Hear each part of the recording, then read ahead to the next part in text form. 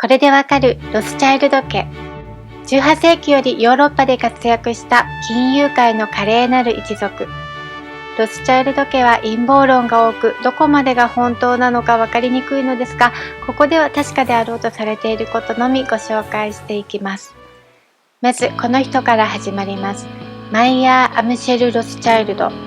彼が一族を大きくするきっかけを作った人です。1744年、神聖ローマ帝国のフランクフルトに生まれる。今のドイツですね。マイヤーはユダヤ人で、ユダヤ人居住区のゲットーに住んでいました。高い壁があり、昼間しかゲットーの外に出るのを許されていません。職業に関しても制限があり、当時卑しい職業と言われていた金融業をするわけですが、その中でも彼が目をつけたのは古銭業でした。当時、古いコインの価値は分かりにくいものでした。マイヤーは勉強してデータを集め、いかに価値があるものなのか詳細なデータをつけて紹介しました。するとアンティークコインの値段は急騰し、投資の対象にもなるようになり、上流階級の人たちの間で高値で取引されるようになります。職業の制限があった中でのニッチ戦略、ロスチャイルド家の始まりは隙間産業だったんですね。20歳の時にロスチャイルド商会を設立。顧客からのつながりで領主であるヘッセン家の皇太子ビルフェルムと知り合い気に入られます。マイヤーは宮廷御用商人としての地位を得ます。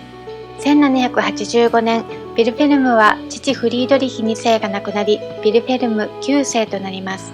1801年にはビルフェルム9世にマイヤーが財産の運用を任せられます。ここからさらに広げていきます。マイヤーには10人の子供がいました。そのうち男の子が5人。この5人にビジネスのノウハウを叩き込みました。そしてヨーロッパの主要都市へ送ります。長男アムシェルはそのままフランクフルト。サロモンはウィーン。ネイサンはロンドン。カールはナポリ。ジェームスはパリ。こんな感じですね。そして銀行業、鉄道業、ワイン、いろいろなことに携わり、金融ネットワークを構築していきます。その中でも特に三男のネイさんがビジネスの才覚がありました。当時ヨーロッパはナポレオンが各国と戦争を繰り返していました。1815年、フランス対イギリス、オランダ、プロイセンの連合軍で戦争が起こります。ワーテルローの戦い。まだ勝敗の正式な連絡が来る前に、ネイさんはイギリスの国債を売り始めます。他の投資家たちは、これはイギリスが負けるということなのだろうと同じように売り始めます。ですが、ネイさんは暴落した後に、密かに底値になった国債を買い占めていたのです。戦争の結果は連合軍の勝ち。多くの投資家が破産しました。ネイさんはヨーロッパ各地に住む兄弟からの情報などで勝敗は分かっていたのです。そして一芝居打ち、膨大なお金を得ました。これをきっかけにロスチャイルド商会はイングランド銀行にも力を持つようになります。この一族はとにかく情報操作の天才。そして各国の中央銀行のオーナーになるために資金援助を行い、実質その国の通貨発行権を握ることに成功しています。父マイヤーの言葉でこういうものがあります。私に一国の通貨の発行権と管理権を与えよ。そうすれば誰が法律を作ろうがそんなことはどうでもいい。この通貨の発行権ですが、とても大きな力を持っていたのです。なぜなら政府がお金をすりたくてもそれを決めるのはロスチャイルド家。ロスチャイルド家はもちろん自分たちに都合の悪い金融政策は行いませんし、政府に対しての発言権を持てます。5人の兄弟の情報網は完璧でした。イディッシュ語というドイツ語をベースに北部ヨーロッパのユダヤ人の間で使われていた言葉を使い、さらに約束事を作り、暗号のような手紙で情報を共有しています。そしてまたこの5人の結束が強かった。それには理由があります。1812年に父マイヤーは亡くなったのですが、彼の遺言に仲良く暮らさなければいけない。もし守られなければロスチャイルドの事業に参加する権利を失うとありました。兄弟喧嘩はできませんよね。近親婚が多い一族としても知られています。ここまでの家だと釣り合いの取れた相手を見つけるのが難しかったというのと、資産を外に出したくないというのもありましたが、遺言で娘には遺産は送るけど、事業に参加してはいけない。娘の婿もロスチャイルド商会には入れないとあったので、結婚してしまうと一族とは縁が切れてしまいます。そこで一族の男性と結婚すれば自分の息子にも継がせられるというわけです。1822年、ハプスブルグ家より男爵の称号と紋章を授けられます。この5本の矢は5人の息子たちのことです。これは当時差別の対象だったユダヤ人には異例のことでした。一般のユダヤ人には市民権さえなかった時代です。日本との関係で大きかったことは日露戦争です。日本は大国ロシアと戦うためにお金が必要でした。当時日銀副総裁であった高橋是清が国債を売るためにアメリカとイギリスに駆け寄ります。イギリスのネイさんとロスチャイルド家とも交流のあるユダヤ人資本家ジェイコブ・シフが500万ポンドずつ出しました。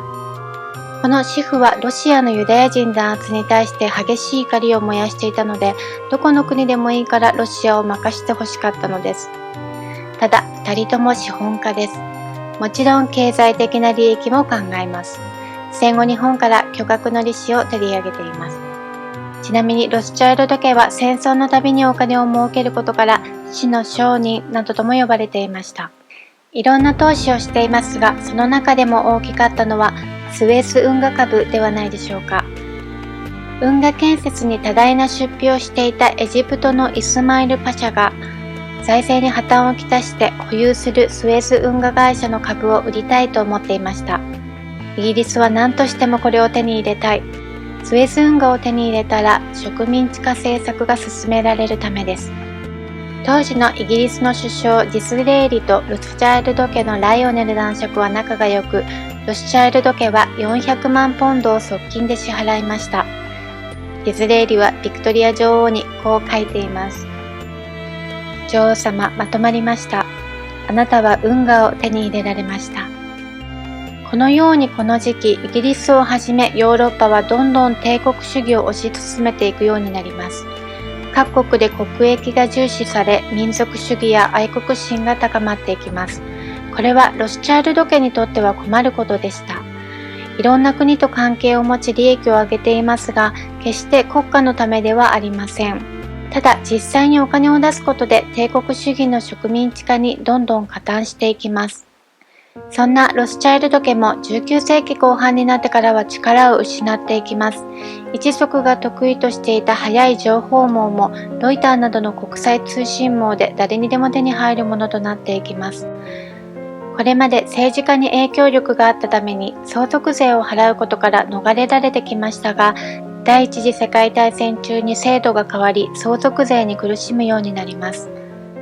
5つあった拠点はロンドンとパリの2つだけになりました。ウィーンではハプスブルグ家の滅亡が影響して、フランクフルトでは中心がベルリンに移ってしまったことと近親婚により子供ができなかったということで、ナポリでは相続税などで、ロスチャイルド家は独立した立場にいました。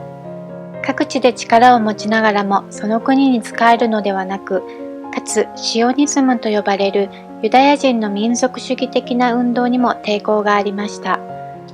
多国籍企業として同じ民族だけで閉じこもるのは合わなかったのです。ただ、第二次世界大戦が起こり、ナチスドイツのホロコーストなどユダヤ人は散々な目に遭い、ロスチャイルド家はイスラエルへの支援もするようになりました。さて、ロスチャイルド家は素晴らしい邸宅や美術品を持っていることでも知られています。その中でもロンドン分家のジェイコブはナショナルギャラリーの理事長も務めました。邸宅や芸術品の多くは第二次世界大戦中、ナチスドイツによって接収されていますが、戻ってきているものもあります。こちらの絵をご覧ください。フェルメール、天文学者。ヒトラーはフェルメールが大好きでした。この絵はフランスのロスチャイルド家から奪ったもので、戦後ロスチャイルド家に返還され、現在ではルーブル美術館が所蔵しています。このモデルですが、フェルメールと交友関係にあったレーベンフックと言われています。